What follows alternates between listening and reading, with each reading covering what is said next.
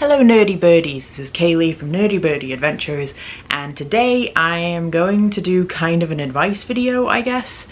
And as you can probably guess from the title, today I'm going to be talking about kind of my advice to people who want to start journaling. This isn't going to be kind of really in-depth or anything like that, but I saw something recently that just kind of inspired this video. Now just to give some context, I'm not an expert by any means, but I've been journaling since 2020, like on a daily basis since 2020. I tried for a long time before that, but 2020 was when it kind of really clicked for me, probably because I couldn't leave my house for a while, so yeah, but so I don't know, I feel inspired to talk about this, especially with the new year coming up, because I feel like journaling is something a lot of people decide they want to kind of pick up in the new year.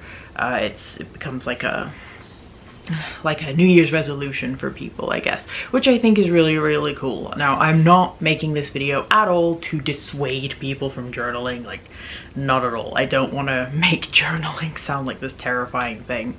I just have noticed a pattern sometimes when people try to get into journaling, and I'm hoping that this advice will kind of help you not fall into those same pitfalls, I guess. So the biggest piece of advice I can give you when it comes, or a piece of advice I think is really important when it comes to starting to journal every day, is do not spend a lot of money on a setup. I understand, especially with like Pinterest and Instagram, like there is so much inspiration out there and it's all really, really cool. And if you are one of those people who can take that inspiration and hit the ground running, I envy you, because I can't. And so this is kind of my advice is for people like who can't do that, I guess. But you see like traveler's notebook setups, you see Hobonichi journal setups, you know, you see all these kind of planner setups. And most of the time, those people have been journaling for years. It has become a habit for them, and they have a routine around it and all of that good stuff. So the odds are you're probably not going to be doing that from the beginning. If you can do that, props to you. You are a very cool person. But, you know, if you want to start journaling, you have to kind of build it into a habit first. Get to the point where you are kind of journaling every day, and you have your own kind of little routine starting to build up with it, and that's when you start kind of investing in it more. My kind of big advice for anyone is the only thing you need to start journaling is a pen and a very simple notebook. This is my commonplace book, so this is what I write kind of just everything in throughout the day that sits on my desk with me while I work, and like any thought pops into my head, it goes in here. But this is I think this notebook was like $5 from Walmart or something like that. It's a simple dot grid notebook, and this is a big biro that you can buy in a pack of 20 from Walmart, from Target, from wherever. This is all you need to start journaling every day. Once you have kind of gotten to a place where journaling is a routine for you, where you do it every day, and you've made the connection with it, I guess, that it really works for you to do, then, you know, invest in something a little bit more expensive if you want to. If you find that the dot grid notebook and the big biros work for you, then keep using those. I feel sometimes like a lot of people get drawn in by, like I say, now don't get me wrong, let me say this first actually before I continue. I have an inspiration board on my Pinterest for journaling. Absolutely I do. Have that inspiration, like, absolutely. I'm not saying to not take inspiration, I'm just saying do not let the inspiration kind of put you in a place where you end up overwhelmed. So you've bought all the stuff and you don't know what to do with it. That's more what I'm saying. It's not that I say don't find inspiration, because I use stickers in this notebook, I use washi tape in this notebook. Like, you know, if you want to get a couple of basic supplies like a pack of stickers or a roll of washi tape from your local craft store, then, you know, go ahead. I'm not saying don't do that, but I think a lot of people dive in head first in the deep end of the pool and then are surprised when their feet don't touch the ground, if that makes sense. So that's probably my biggest piece of advice. But I do also advise, like, yeah, use a vision board to kind of figure out what journaling style you want to play around with. Here's the thing about a notebook like this is you can just write in it, you can bullet journal in it. Like, it works for a lot of, obviously this doesn't have a calendar in it, so if you're using a calendar planner, it's a little bit different. But if I'm talking like pen to paper daily journaling kind of stuff, not like date planning or stuff like that.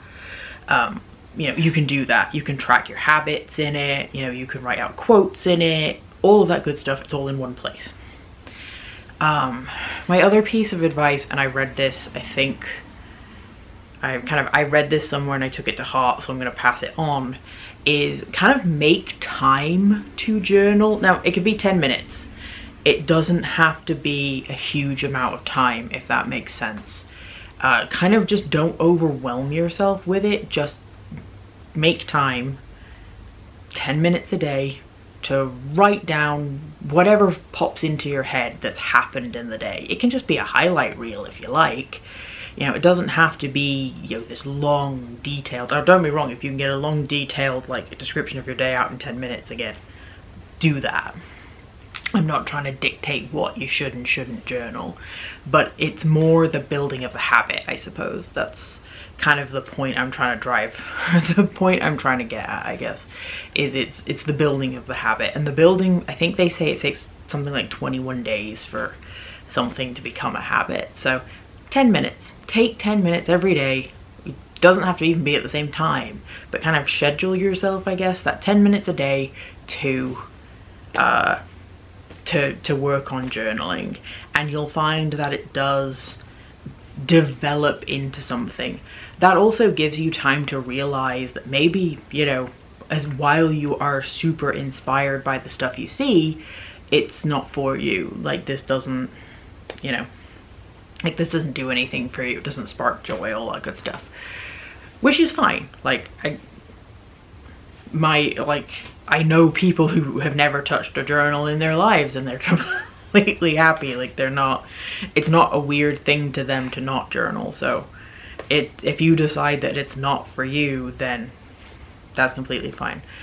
But yeah, I see a lot of people, I think, become overwhelmed because there's so many, like, gorgeous things out there. And I think you have to bear in mind, a lot of people have been doing this for a long time. Like, I've been doing it for a long time. I've been doing it for almost 5 years, to the point now where my journals have scattered out. You know, you don't have to do that either. Like, keep everything in one book to, like, you know, kind of same thing. Keep everything in one book to start with, and then if you kind of decide that this is something that you really vibe with, then yeah, scatter it out. You know, experiment with stuff. That's probably another big piece of advice I'd give for people who are starting to journal. It's like, experiment with it. I think I've played around with almost every journaling style there is. But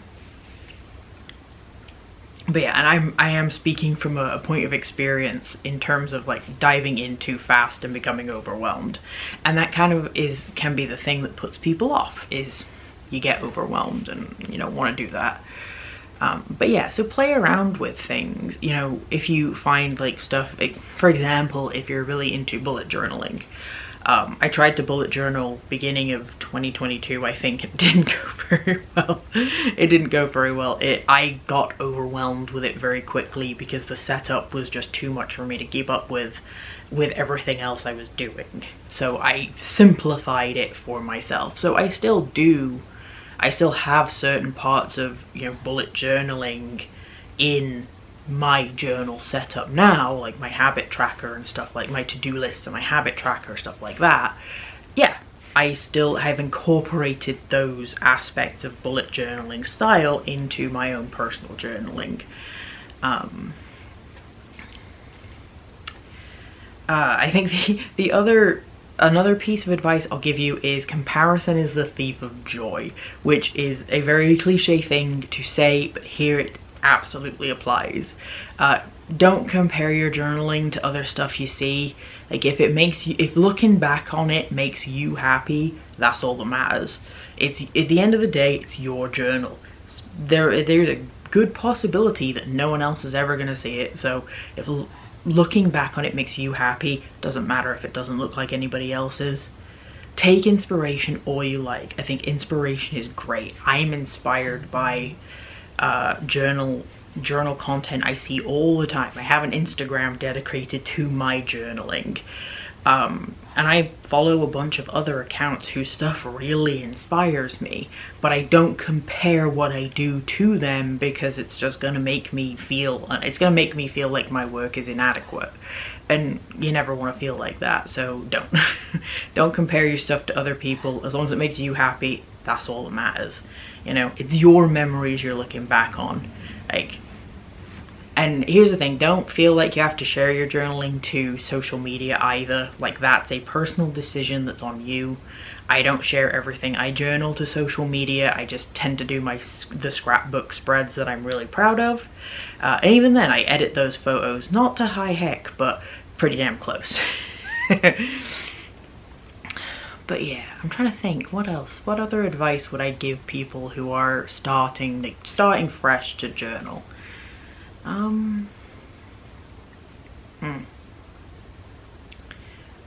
Yeah, I would probably say keep it simple to start with, but experiment at the same time. Like, don't try and do too much too soon. I guess that's probably the entire gist. But I think that's about it. So I hope that this video has helped you if you are kind of been away from journaling for a while. Even then, I kind of hope this helps. I don't know how often I'm going to do videos like this, but this thought just popped into my head, so I thought, oh, I'll sit down and film it. Yeah, but if you like this video, give it a like. If you didn't like this video, give it a dislike. It's all the same to me. Let me know your thoughts in the comments below. Subscribe if you haven't. And until next time, stay nerdy, my friends. Bye.